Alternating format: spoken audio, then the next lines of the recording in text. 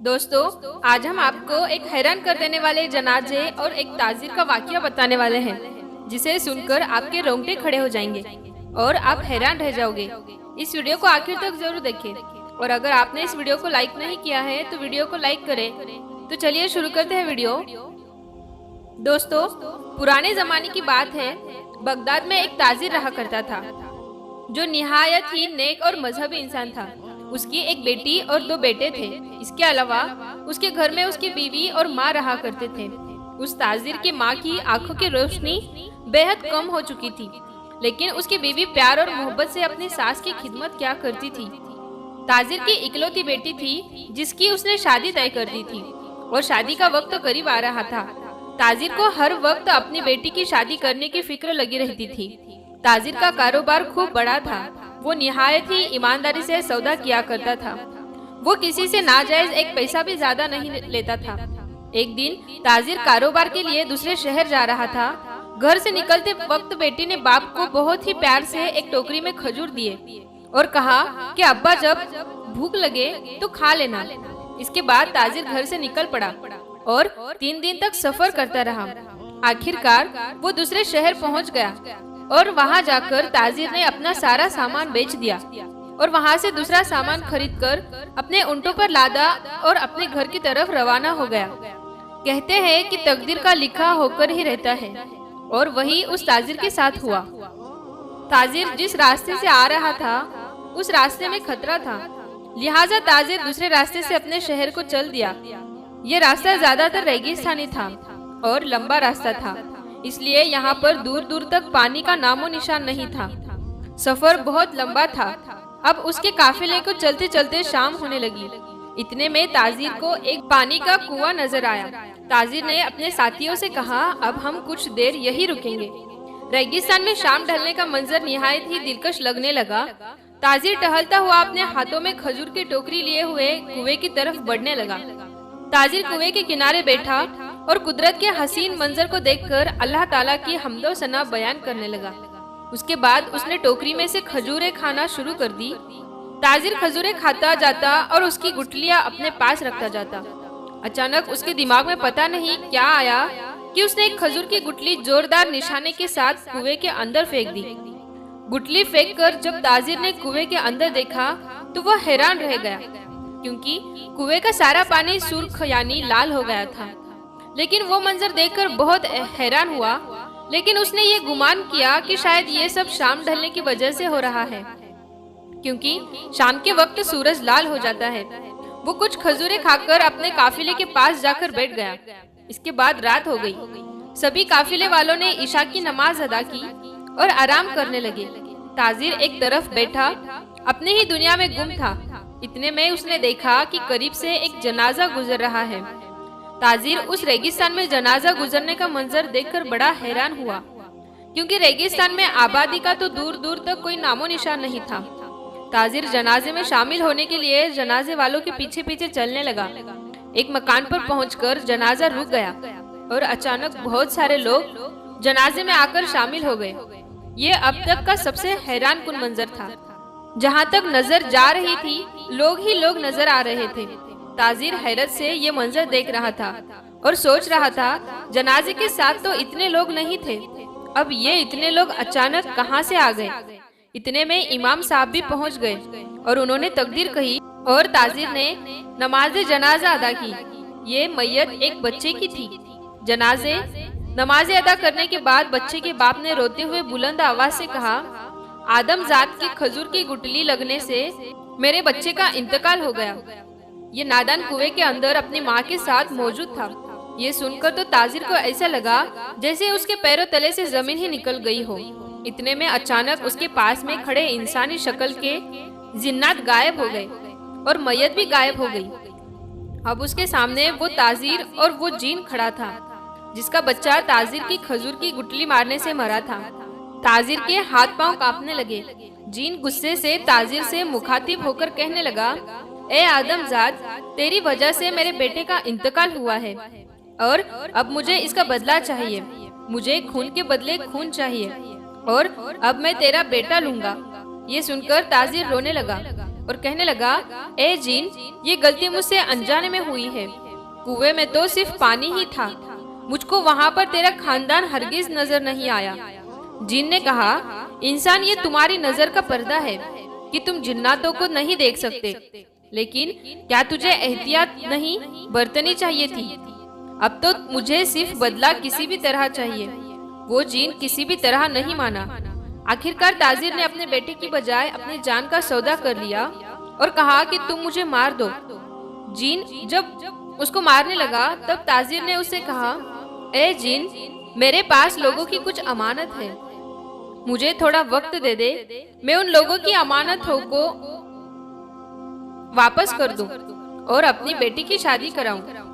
जिन बड़ा गुस्से में तो ताजिर ने कहा कि ठीक है, अगर तू मुझे मारना ही चाहता है तो मेरी जान ले ले, लेकिन कयामत के दिन मुझसे अमानत की वापसी का सवाल होगा, तो तब मैं तेरा गिरेबान पकड़ लूंगा। जिन ये बात सुनकर सहम गया और बोला, ए आदमजाद, मैं तुझे 40 दिन की मोहलत देता हूँ।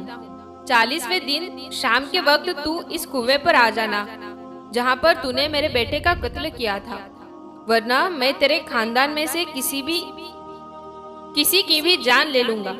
ताजिर ने अल्लाह की कसम खाई और जिन से वादा किया, तो जिन ने उसे वहां से जाने दिया। ताजिर बदहवासी के आलम में जब वापस काफिले पहुंचा तो काफिले वाले कहने लगे कि जनाब, आप कहां पर चले गए थे? हमने आपको आवाजें दी, लेकिन आप अकेले ही एक तरफ चलते ही जा रहे थे। तो ये सुनकर ताजिर खामोश रहा। अगले दिन ताजिर काफिले के साथ शहर की तरफ रवाना हो गया। जब वो ताजिर अपने घर पहुंचा तो उसे जिन से वादा किए हुए 10 दिन गुजर चुके थे।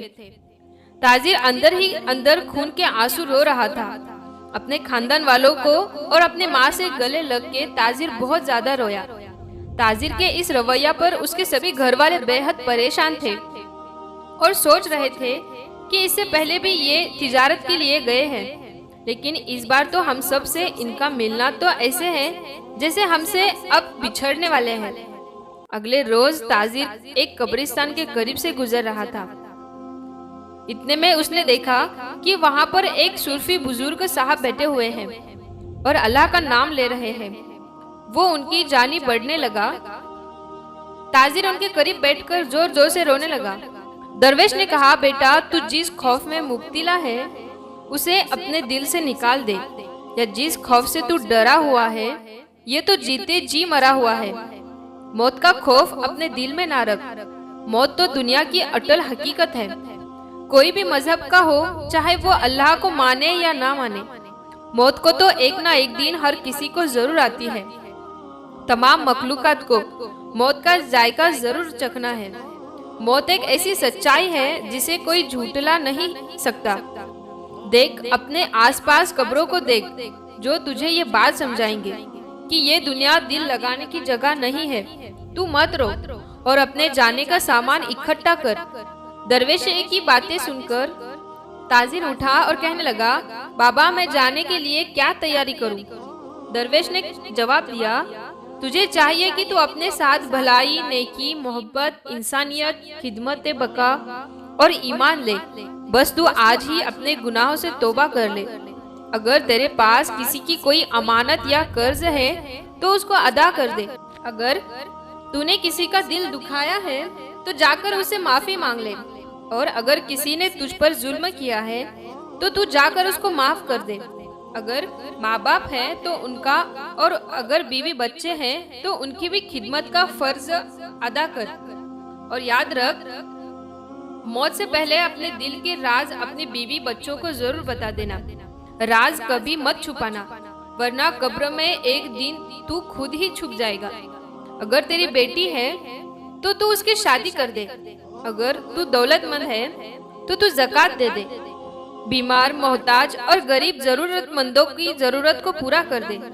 इसमें पहला हक तुम्हारे घर वालों का है, दूसरा हक तेरे जरूरतमंद अजीजों का, और दूसरा रिश्तेदारों का है, और तीसरा हक तेरे उन पड़ोसियों और उनका है जो तुझसे मदद की उम्मीदें लगाए, और चौथा हक शहर के यतीम बच्चों, बेवा और बेसहारा बूढ़े लोगों का है।